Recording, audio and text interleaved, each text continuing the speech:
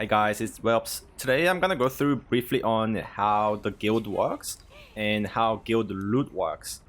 Being in a guild in Throne is quite important, whether you're a hardcore player or casual player. You can have up to 70 people in your guild.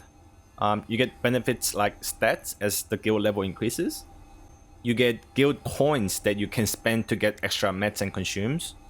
You can do guild raids. You get to choose a world boss to kill with your guild. So you can get more access to boss loot, and you can kill up to 7 bosses a week at a guild level 17. Guild raids also drop raid marshal medals.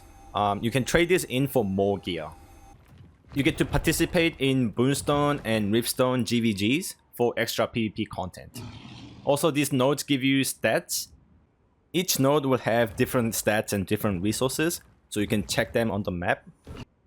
And if your guild owns either Boonstone or Riftstone, you can click on it and get a free TP to it. If your guild owns a Riftstone, they can get access to world boss of that area that spawns daily. So it's like daily guild raid.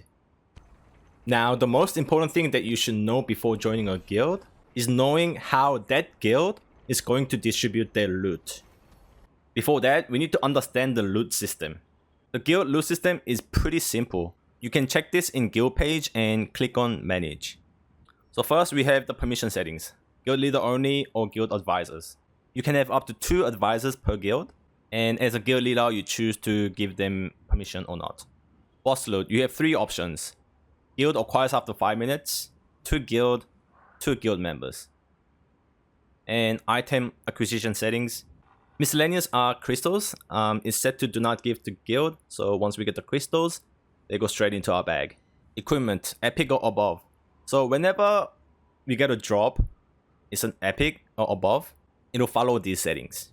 2 guild member, straightforward, it goes straight into your bag, whoever loots it. 2 guild, it'll go straight into the item storage for your guild to hand out. And guild acquires after 5 minutes.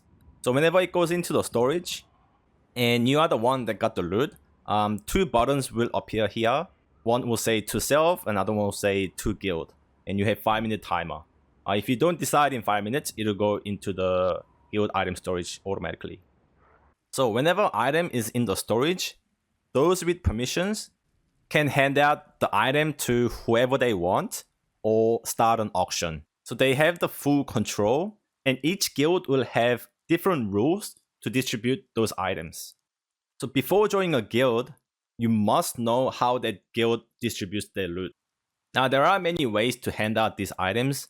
It's entirely up to the guild leader to make up those rules, but I'll just go over the common ones that are used. Loot council will be mostly used in more serious hardcore guilds. Basically your guild will have like a loot council that decides who gets the loot priority. The pros of loot council is that it's the best loot system to make your guild strong by effectively handing out your loot to individuals. Because you can funnel an item into one player to the point they make a big impact. Like for example, completing 2 Reaper set for your DPS and 4 set Grand General for your tanks one by one. It's also quite free to play friendly because even if you have low priority, you will eventually get your turn if you stay in the guild long enough. Cons are, it causes the most dramas. Obviously, not everyone is going to be happy with the loot council's decision. And also, if a person who got all the loot leaves the guild, then yeah, everyone is going to be mad and it just demoralizes the whole guild. And it's the worst when they join like your hostile guild. DKP is also going to be used by like semi-hardcore and hardcore guilds. DKP is point-based loot system. Guild leader decides on which activities will grant you points. In Throne, you'll get points mostly based on attendance. Attending conflict bosses for PvP, guild events, Ripstone, Boonstone, GVGs, and Castle Siege. And you spend that point on the loot you want. The pros, it's a fair system, so less drama. It's free to play friendly. The cons are managing and tracking DKP is pretty stressful. You can get burnt out by the pressure of attending.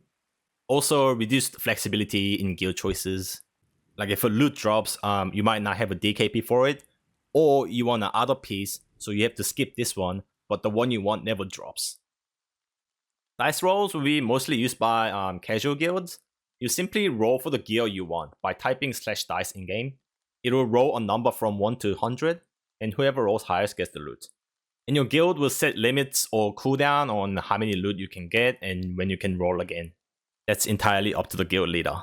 Pros, it's free to play friendly, casual friendly. Con is very RNG. You could low roll every time the one you want drops and take forever to get loot. Or never. Guild auction is interesting one, is an in-game feature using Lucent. Auction can be initiated by whoever has the permissions. They can set the minimum bid and duration as long as 24 hours. It's simply an auction using Lucent.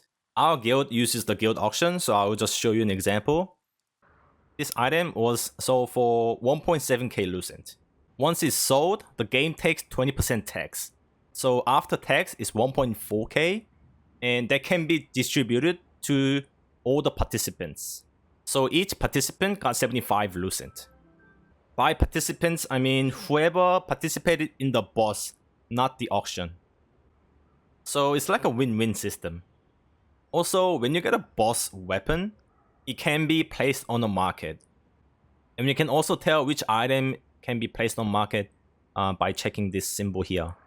So, for example, if nobody in your guild wanted this, guild can place it on the market, and once it's sold, it does the same thing. The game takes 20% tax, and with the remaining amount, you can evenly distribute to the participants. You can also manually enter Lucent amount as well. The pros of guild auction is that it's cheaper than the market price. It's good for whales, obviously, because they have more Lucent. And it's good to have whales because you get more free Lucent. So you are naturally encouraged to participate in world bosses, even if the boss does not drop your item. For example, this is a great sword. I don't need this. I just got free 75 Lucent off it. The only con of guild auction, I've been in a guild auction guild since the start. It's almost impossible to get Arc Boss weapons as a free to play.